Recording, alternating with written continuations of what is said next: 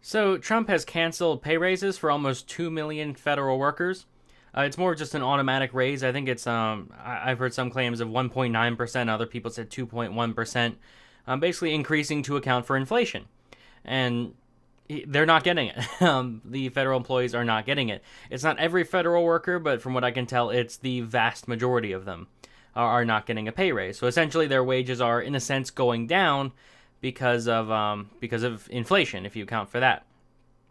But the thing is, I'm actually in favor of this. I am fine with this. I'm glad this is happening. But this is a good time to bring up other things that I wanted to mention, but haven't gotten around to making a video of. So I want to talk about overall more Trump's spending habits and in terms of how he's doing with the deficit in the federal government. So I'm personally, I want the government smaller. I want the government much, much smaller. He's cutting regulations, which I appreciate. He's doing a lot of things. He's cutting a lot of regulations, which will make government smaller. And when it comes to cutting spending, he's doing this. He's cut a lot of little bits here and there.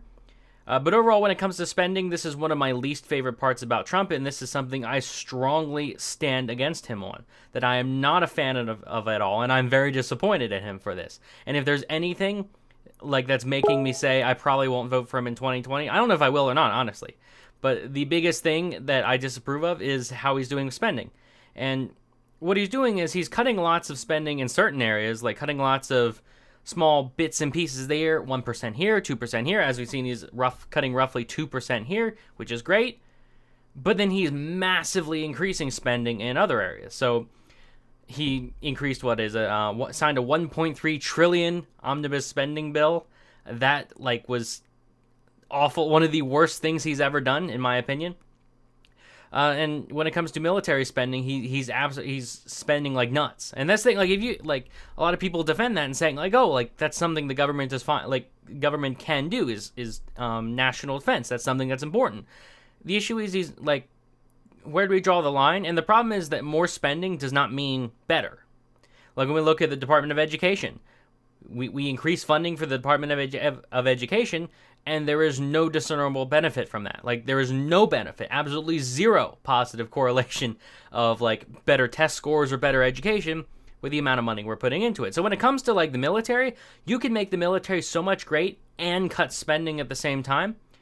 For one, I want an audit of the Pentagon. I want to see where all of that money is going.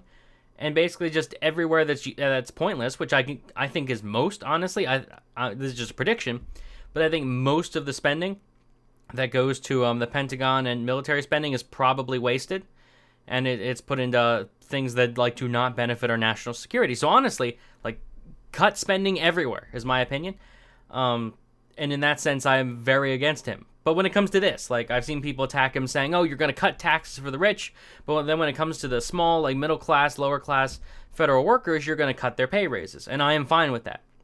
Because the thing is, if you want to cut taxes, I don't care who you cut taxes for. That's the thing. I'm not biased in any sense of cutting taxes for the rich, the middle class, or the poor. Just cut taxes, period. Honestly, just cut them. And I'm fine with cutting them because that's better for the economy overall. That's better for everyone. Because when you increase taxes, what you do is you weaken the strength of the economy, because money that would have gone to certain things that was deemed by the market to be the best allocation of the resources is now going to the government, and the government gets to decide. And how did they decide? Well, it's all politics. They're paying off. They're all it's corrupt. It's just absolutely corrupt. There is nothing everything we know about economics basically says that government cannot spend money as well as the market can. The market does the best job possible of deciding the best places that money should go in terms of generating wealth and prosperity for society.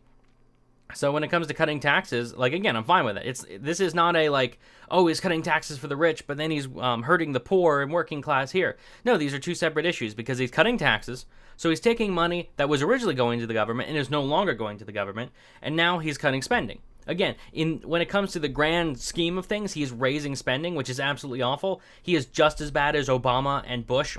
Bush doubled the national debt, and then even worse, Obama doubled it again, which is how do you double the debt? So much spending, and then Trump is making it even worse, which I mean, when you look at how great the economy is doing, you have to keep this in mind that the worse we go into debt, we're going to default. We're going to default on this eventually. And I've heard some people say that might be a good thing because that means the government can't spend any money. But basically, when we default on the debt, like Medicare, Social Security, all those things will just vanish because the government can't spend it. Like, nobody will ever give the government a loan again. And from what I've heard, I can't remember who I heard this from, but if I remember, I'll post it in the description. That, like, we don't even know who's taking our bonds half the time. Like, a lot of the big banks that used to buy, like, our debt is no longer doing that. And it's awful. They're no longer doing that because they're like, there's no way they're going to make money off of this. So the government is running out of time. And when it comes to actually making a prediction and, like, putting my foot forward, I don't know. I honestly had no idea if we'll ever default on the debt. I thought we could have by now. I just know it's going to happen eventually. It's kind of like if there's a bucket of water and you know that the bucket of water is leaking water and we're putting water into it to refill it, but, like, all we can say is that we're leaking faster than we're filling water in, but we don't know the size of the bucket. We can make a prediction and say that water is going to run out eventually. We just don't know when, if we don't know the size of the bucket. And that's kind of how it is with this. It's like we don't know how strong the economy is and we don't know how long people will go until we have to default on the debt. We just know that the greater the debt increases, the more likely that's going to happen. That's all we can really say. So when it comes to that, like, I am really against Trump on how he's doing that. He's like, we need to cut spending. I don't care what it is. Like, I don't care if it's Social Security or Medicare. I don't care. You can't claim to be a decent person or, like, doing good for the world when you're spending money that doesn't exist on certain things. Like, every time we spend money on something, it's just going to cut. Like, you know what the worst thing for national security is? Is just running out of money to spend on national security. And that's what's happening. So that's my whole thing on that. But when it comes to this is fine because I don't care where he cuts spending as long as he does. Like, even if it's just 2% here and there, every time he cuts spending, I will celebrate it. Every time he increases spending, which honestly the whole thing seems to be going to national security, I will strongly oppose it. But even though it's just 2% here, this is fine. And honestly, this is good because, again, when it comes to government workers, the government, like, is absolutely awful at deciding the best way to spend their money. It's absolutely awful at determining, like, what goes there. Because the thing is, all you can do is raise taxes. Like, we're running out of money. Okay, go into debt. Raise taxes. Like, other companies, or other organizations, I should say, that make money and spend money, when they run out of money, they go broke. They don't want to go broke. So they make sure that they're spending their money in a way that brings in revenue. When it comes to the government, like, there is not that incentive there. So the government will always spend more.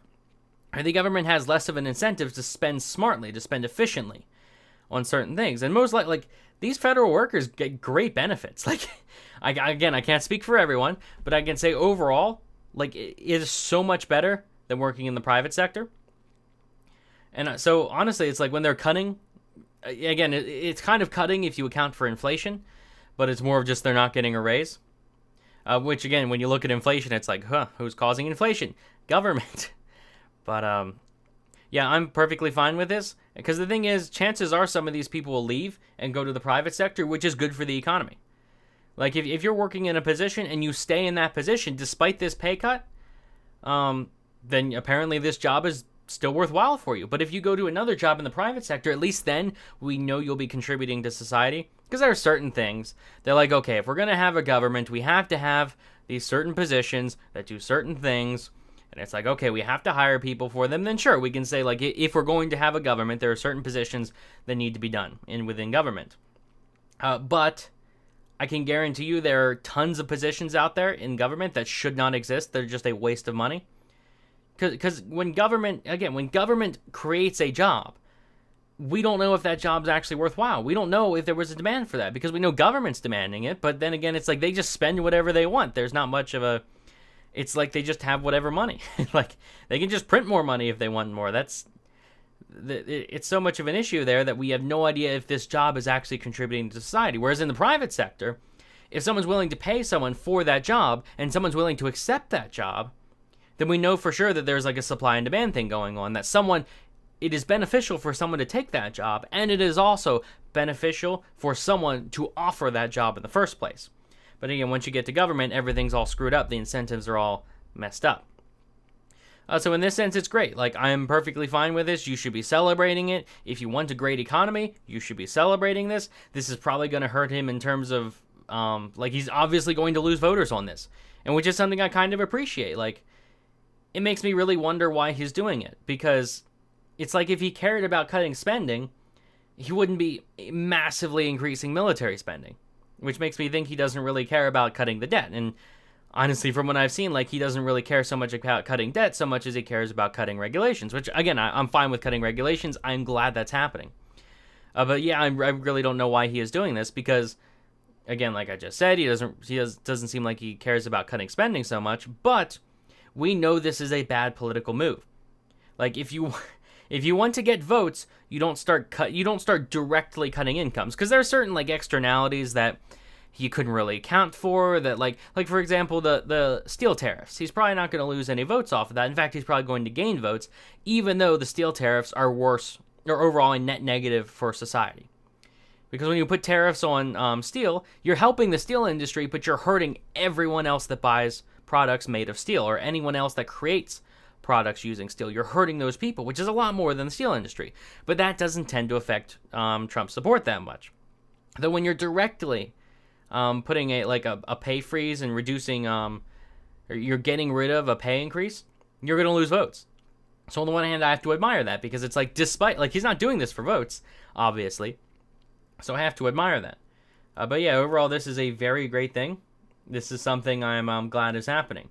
It's, again, pennies compared to the massive amount he's spending on increases in military spending. So overall, it's like, on the issue of spending, I am not happy with Trump at all, but on this is great.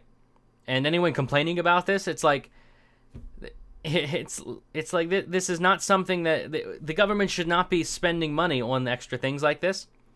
Like, the thing is, if government loses a ton of workers like that, if a bunch of people just up and quit, then the government is going to have to decide. Either they're going to have to cut these positions entirely, which means they weren't worthwhile, or they're not worth the pay they were originally making, or they're going to have to raise the wage again so people start working for them again if it's a valuable job. And that's the thing. That's how we decide things. Like, that's how we decide.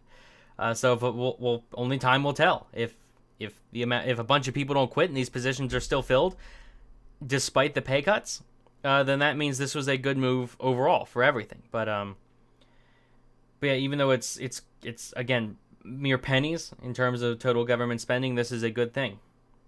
But let me know what you think. Like, let me know what you think in the comment section. Like the video if you enjoyed. Subscribe for more.